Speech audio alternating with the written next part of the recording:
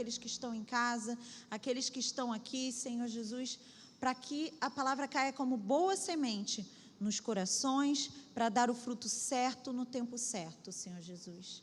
Direciona que o Teu Espírito Santo tenha liberdade para agir nas nossas vidas, em Teu nome. Amém. Amém. Bom, essa parábola que tem ali em Lucas 15, tem várias parábolas, né? Mas essa que eu vou ler é a conhecida como a parábola do filho pródigo. Todo mundo aqui, eu acredito que muitos dos que estão em casa já conhecem, né? E assim diz a palavra. Certo homem tinha 2 filhos. O mais moço deles disse ao pai: Pai, dá-me a parte dos seus bens que me cabe. E ele lhes repartiu os haveres. Passados não muitos dias, o filho mais moço, ajuntando tudo o que era seu, partiu para uma terra distante e lá dissipou todos os seus bens, vivendo dissolutamente. Depois de ter consumido tudo, sobreveio àquele país uma grande fome e ele começou a passar necessidade. Então ele se agregou a um dos cidadãos daquela terra e este o mandou para os seus campos a guardar os porcos.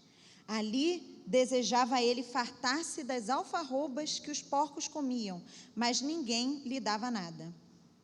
Então, caindo em si, disse: Quantos trabalhadores do meu pai têm pão com fartura e eu aqui morro de fome? Levantar-me-ei e irei ter com meu pai, e lhe direi: Pai, pequei contra o céu e diante de ti. Já não sou digno de ser chamado teu filho. Trata-me como um dos seus trabalhadores. E levantando-se foi para com seu pai. Vinha ele ainda de longe, quando o seu pai o avistou e, compadecido dele, correndo, o abraçou e beijou. E o filho lhe disse: Pai, pequei contra o céu e diante de ti. Já não sou digno de ser chamado filho. O pai, porém, disse aos seus servos: Trazei depressa a melhor roupa, vestiu, ponde um anel no dedo e sandália nos pés. Trazei também e matai novilho cevado, comamos e regozijemos.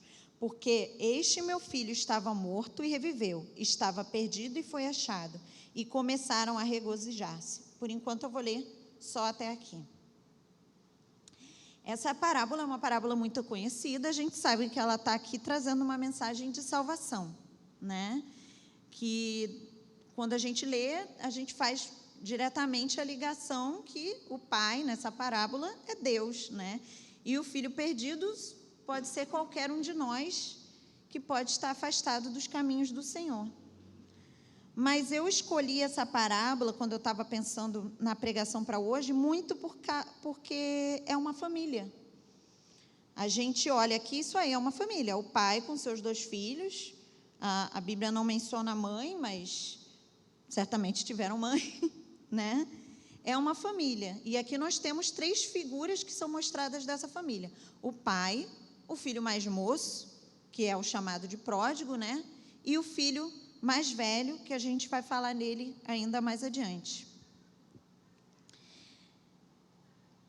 E eu queria que a gente refletisse sobre cada um desses papéis que tem aqui nessa parábola, porque a gente vai falar do filho mais novo, depois do mais velho, para poder chegar no pai.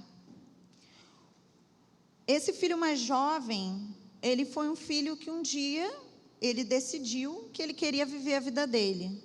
Até conversando sobre essa palavra lá na casa dos meus pais, o meu pai me trouxe uma informação interessante, que quando ele diz que ele pede a herança dele, a parte dele que cabia a ele, se eu estiver falando errado, meu pai me corrige, que no grego, a palavra que é usada seria a palavra bios, e essa palavra significa vida. Então ele não está só pedindo dinheiro, ele está pedindo assim: me deixa viver a minha vida, me deixa ser dono do meu próprio nariz e fazer as minhas próprias escolhas do jeito que eu quiser fazer.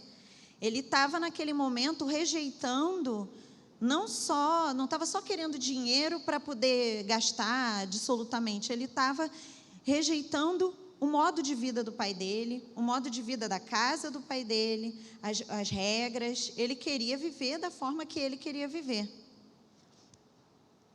Então, ele saiu e foi viver a vida dele. E a gente leu aqui que, passando o tempo, veio fome, ele gastou tudo e ele passou necessidade. E quando ele começou a sofrer, somente quando ele chegou naquele momento que ele estava comendo com os porcos, ele caiu em si. A palavra diz, caiu em si. É como se a venda tivesse sido tirada dos olhos dele e ele ali percebeu, olha onde é que eu estou e onde que eu podia estar. E ele resolve voltar para a casa do pai. Ele fala assim, ali, se eu fosse tratado como um servo, eu seria melhor tratado. Ele se sente numa posição tão... Ele caiu em si de tal forma que ele percebe que ele não é mais nem digno de ser chamado filho. Ele abre mão até daquela identidade de filho para poder ter pelo menos a oportunidade de voltar com seu pai. E, como a gente já leu, ele volta e ele é recebido em amor com seu pai. Agora eu vou ler a parte do filho mais velho. A partir do 25. Ora, o filho mais velho estivera no campo, e quando voltava, ao aproximar-se da casa, ouviu músicas e danças. Chamou um dos criados e perguntou o que era aquilo. E ele lhe informou: veio teu irmão e teu pai e mandou matar o novilho, e o teu pai mandou matar o novilho cevado, porque o recuperou com saúde. Ele se indignou e não queria entrar. Saindo, porém, o pai procurava conciliá-lo. Mas ele respondeu ao seu pai: há tantos anos que te sirvo, sem jamais transgredir uma ordem tua, e nunca me deste um cabrito sequer para me alegrar com os meus amigos. Vindo, porém, esse teu filho, que desperdiçou os seus bens com meretrizes, tu mandaste matar para ele um novilho cevado. Então lhe respondeu o pai: meu filho, tu sempre estás comigo, tudo que é meu é teu. Entretanto, era preciso que nos regozijássemos e nos alegrássemos, porque se teu irmão estava morto e reviveu, estava perdido e foi achado. Esse filho mais velho, ele viu toda essa situação e ele achando assim, não, mas eu nunca fiz. Ele se sentiu numa posição, poxa, eu sou tão melhor do que esse meu irmão que errou, porque eu obedeci, eu não fui embora, eu não disse para o meu pai que eu queria viver a minha vida, eu fiquei aqui, só que ele estava ali, mas ele não usufruía das coisas da casa do pai. Ele estava ali, mas era como se ele não fosse filho. Ele também não estava abraçando a identidade de filho.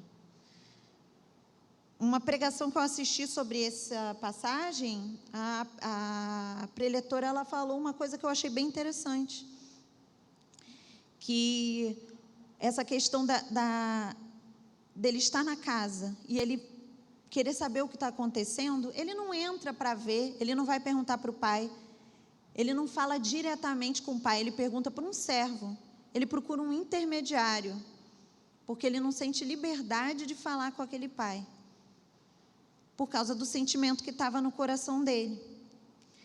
E esse filho mais velho é um filho que está perdido dentro da casa do pai.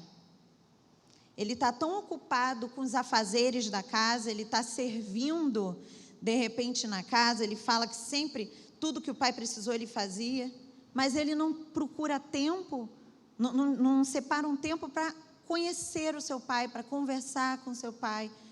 É como se ele achasse que não estava perdido, mas ele está perdido.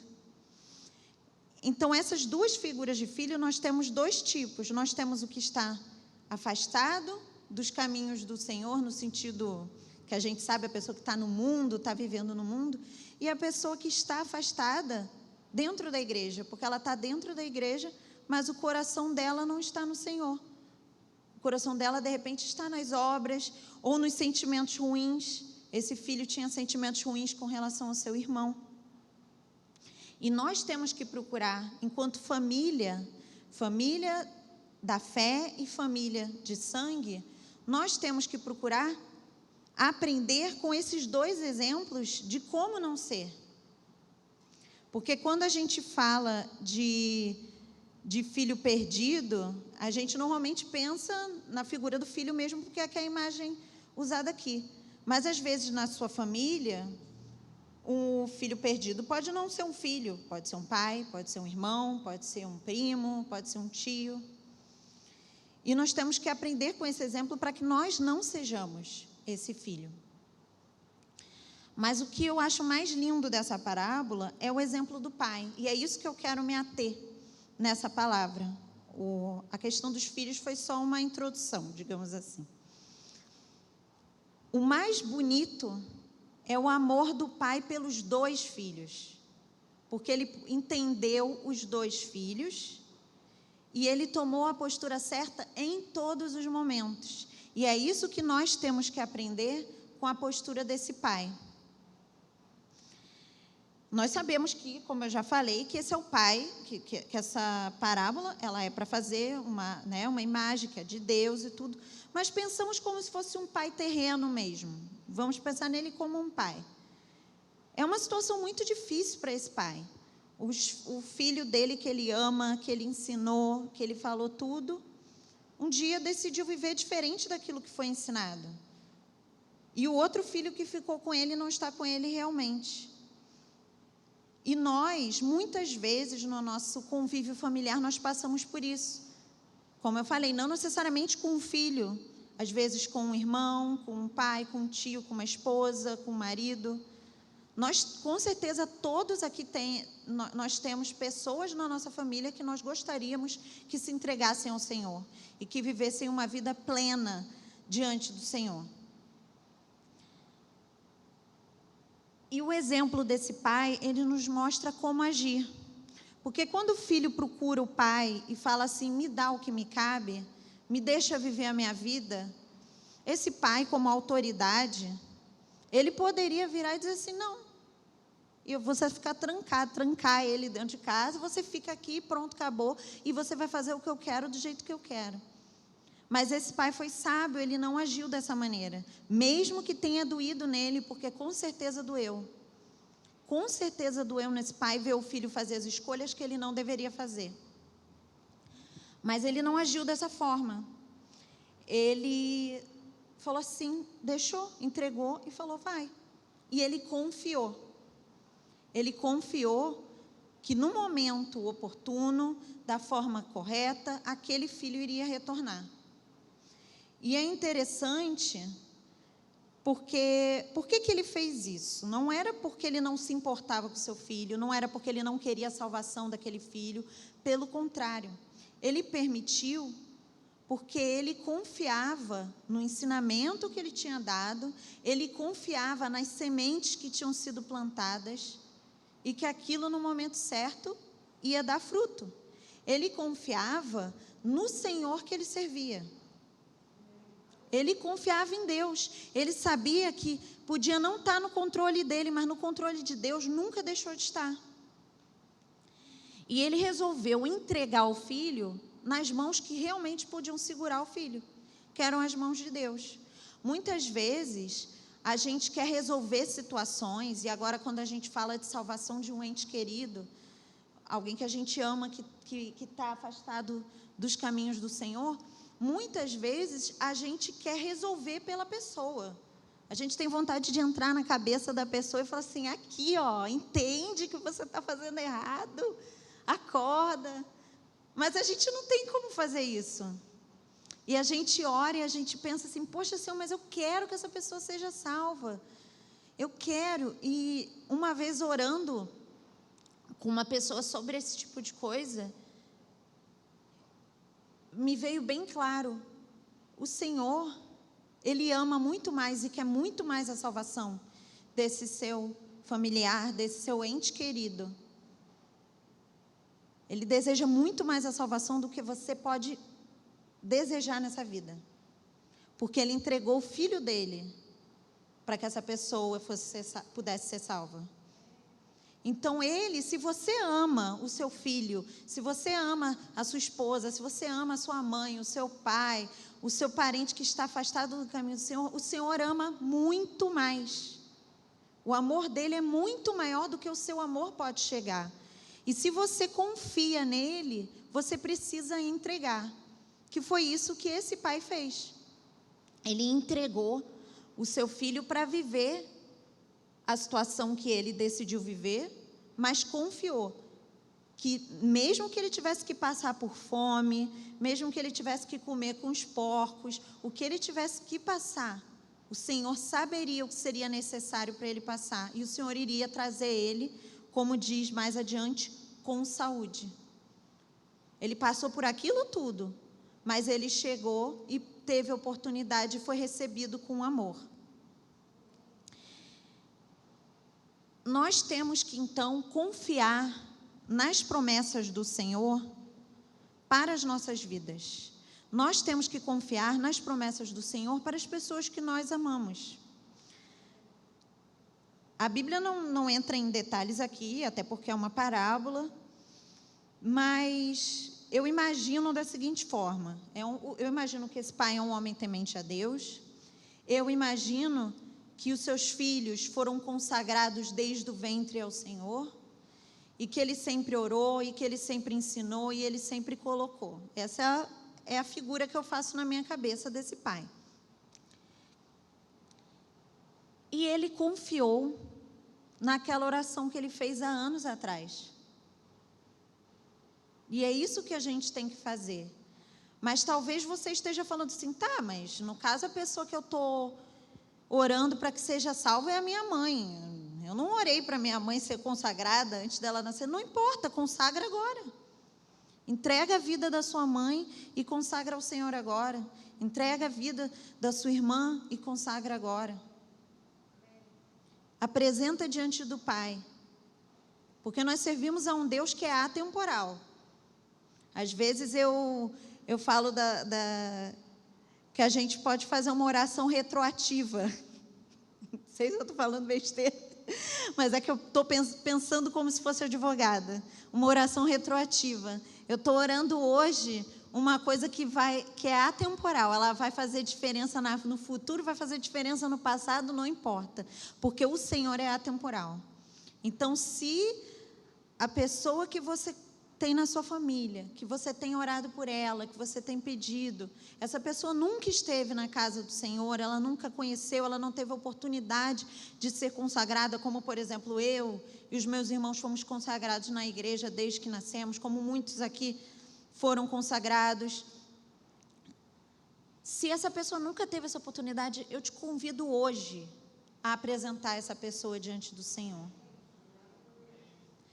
E colocar diante de Deus, confiando que o Senhor vai tomar o controle de todas as coisas.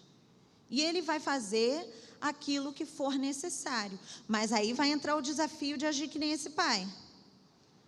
Porque ele deixou ir e ele confiou até mesmo quando ele não tinha notícia daquele filho. Porque nessa época aqui não era que nem hoje em dia, que o filho pode estar afastado, mas você consegue fazer uma chamada de vídeo, você consegue ligar para ele, não, nessa época aqui, ele não devia ter nem notícia de onde estava o filho dele. Se estava vivo, se estava morto, como é que estava, ele só podia confiar que o que ele estivesse vivendo ia ser para poder levar ele de volta ao caminho da salvação. Então, entregue ao Senhor e tenha essa postura de confiança. Mas como que você pode obter essa postura de confiança? Esse é que é o maior desafio, né? Porque a gente é ansioso. A gente é ansioso e cada vez mais nós, na nossa sociedade, nós somos imediatistas. É muito difícil esperar as coisas acontecerem. É muito difícil ver as pessoas que nós amamos sofrerem e não ter o que fazer.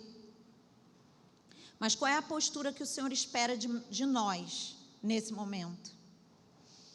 O que nós devemos fazer para poder esperar da melhor forma? E aí eu gostaria de convidar vocês a abrirem também no livro de Atos, versículo 16. A partir do capítulo 16, versículo 24.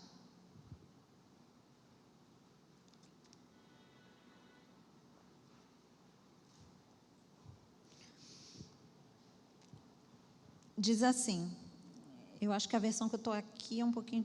não, está certo. E este, recebendo tal ordem, levou-os para o cárcere interior e lhes prendeu os pés no tronco.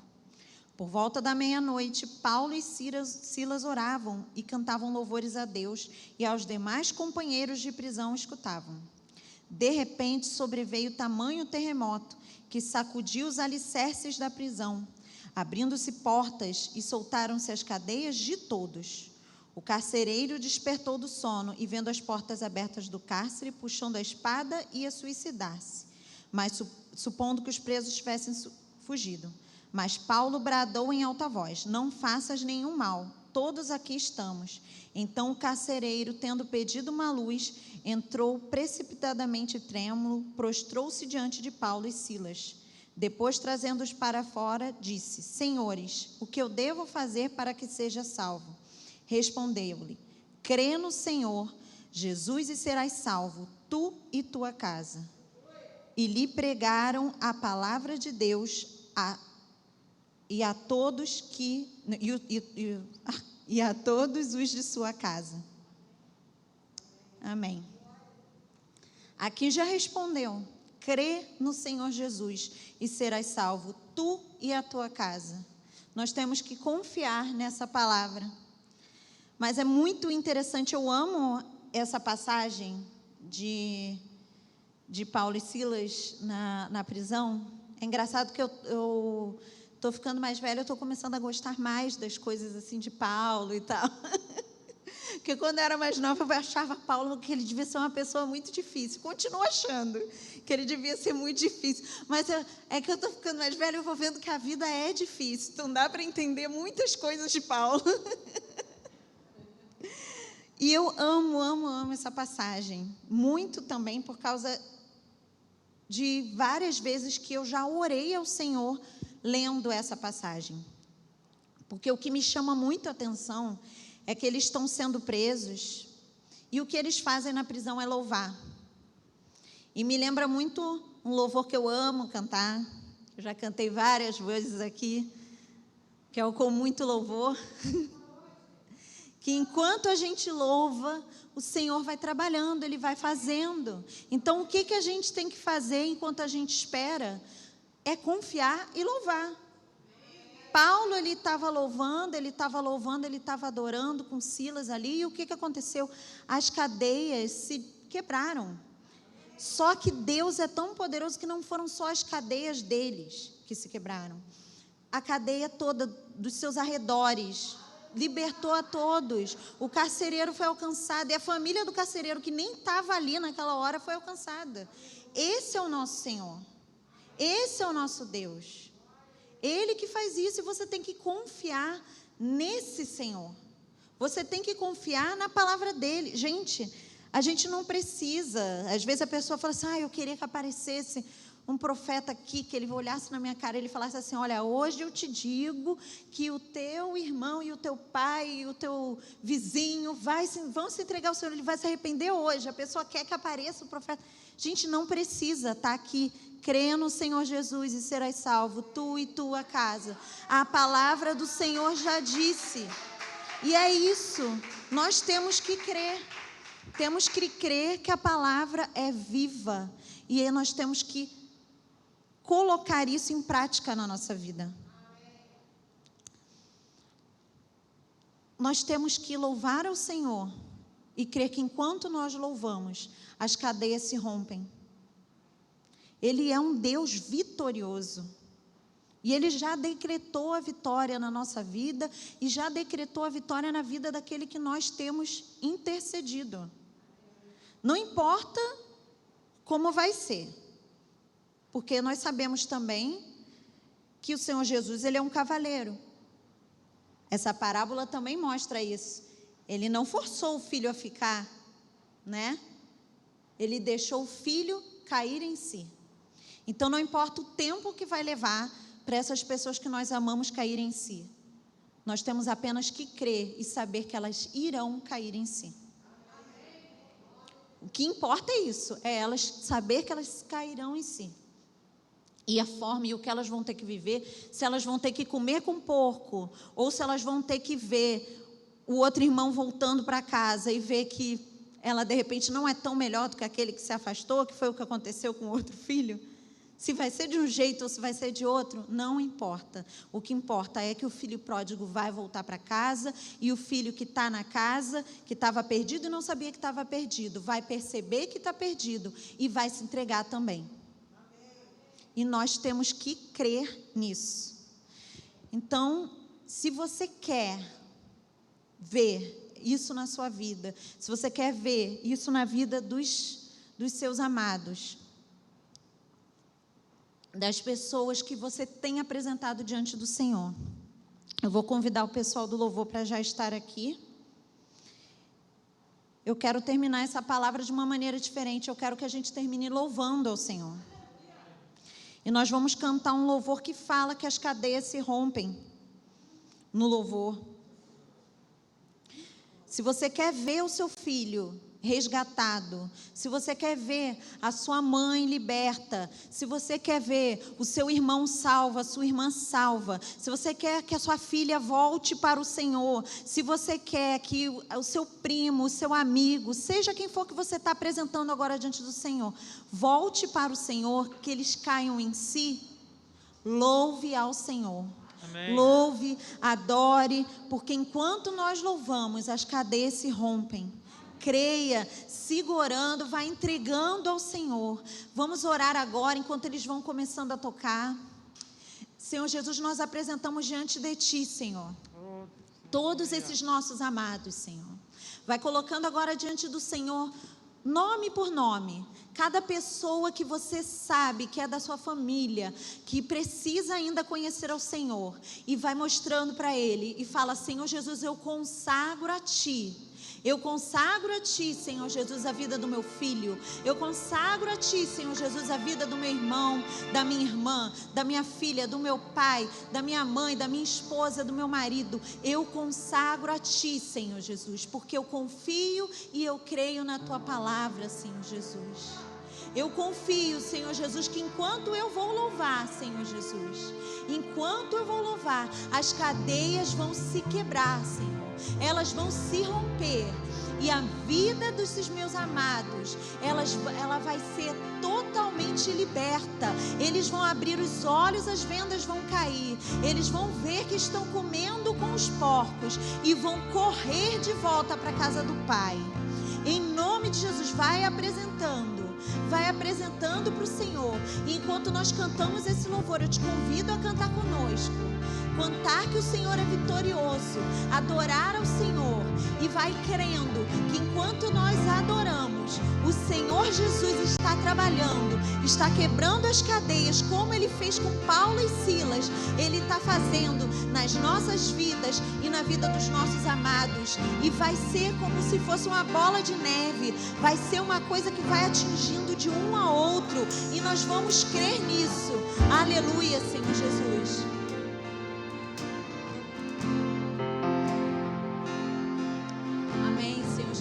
Tu és vitorioso.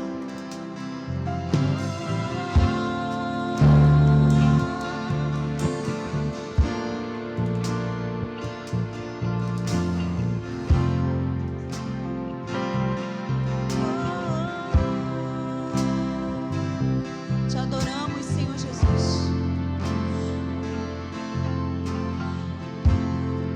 Aleluia. Lutamos com armas de fé, Senhor Jesus.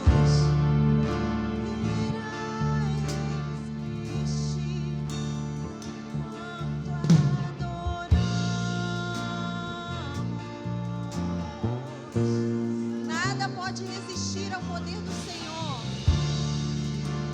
As tribulações, o nosso Deus é vencedor. Nós o adoramos. Adore a Ele. Declare que Ele é vitorioso. Vitorioso és, na tempestade estás. Teu nome infalível é, os reinos vêm e vão.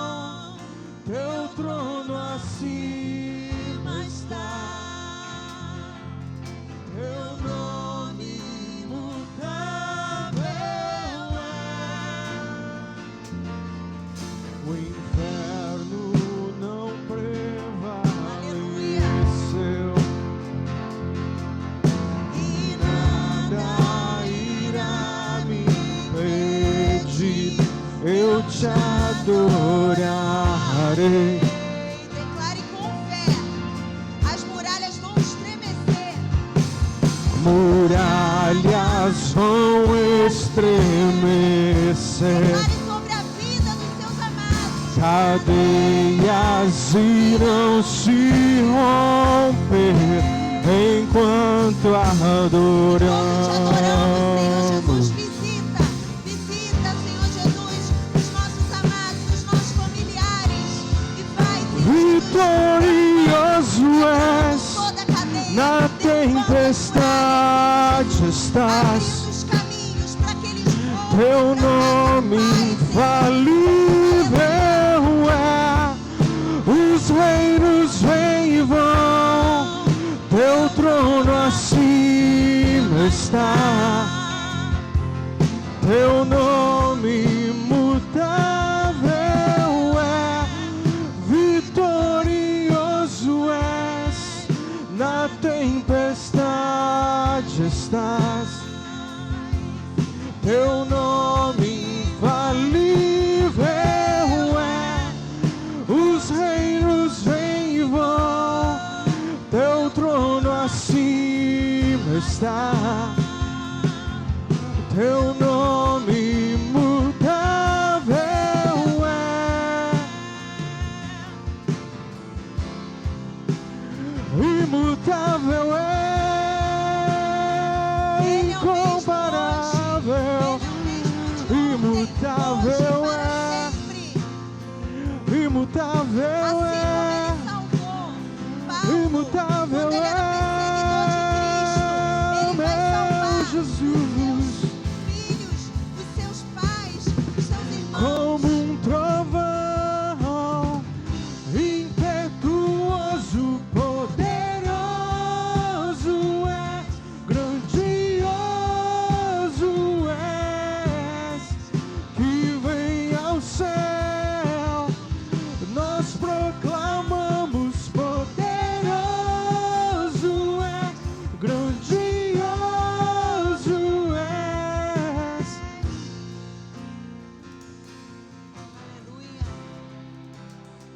Tu és grandioso, Senhor. Tu és vitorioso, Senhor. E hoje aqui, Senhor Jesus, queremos declarar que sairemos daqui crendo na salvação dos nossos amados, crendo nessa palavra que diz: crê no Senhor Jesus Cristo e será salvo tu e a tua casa. Tomando essa palavra para a nossa vida e para a vida da nossa família, Senhor Jesus. Que possamos ouvir, Senhor Jesus, os testemunhos, Senhor, da obra que o Senhor fez a partir deste dia, Senhor Jesus. Para a honra e glória do teu nome, porque tu és vitorioso, tu és grandioso. As cadeias se rompem ao som da tua voz, as cadeias se rompem com teu nome sendo proclamado, e nós proclamamos Jesus, Jesus, Jesus na vida dos nossos amados, em teu nome, Senhor Jesus. Nós te entregamos e te pedimos, age. E se você hoje está em casa assistindo essa palavra e você se viu no lugar desse filho, você sentiu a cadeia se romper, eu te convido a orar e dizer: Senhor, eu estou aqui, como esse filho falou. Eu não sou digno, mas me recebe de volta, Senhor Jesus. E o Senhor vai te colocar um anel no dedo. Ele vai trocar a sandália dos seus pés. Ele vai te dar roupas novas. E Ele vai te dizer: entra na minha casa. O que é meu é teu, meu filho. Entra na minha casa. Vem para o meu abraço. Vem para o meu abraço. Hoje, se você está se colocando, se você sentiu a cadeia romper, o Senhor está te dizendo: vem, entra na minha casa. Eu quero me regozijar, porque o meu filho amado voltou para casa. Então se coloque diante do Senhor Peça perdão e venha correndo para os braços do Pai. Senhor Jesus, toca nessas pessoas, Senhor Jesus, que elas possam ter a coragem, Senhor, de correr para os teus braços e confiar que a vida contigo sempre, sempre é melhor, Senhor Jesus. Nós te pedimos, te entregamos.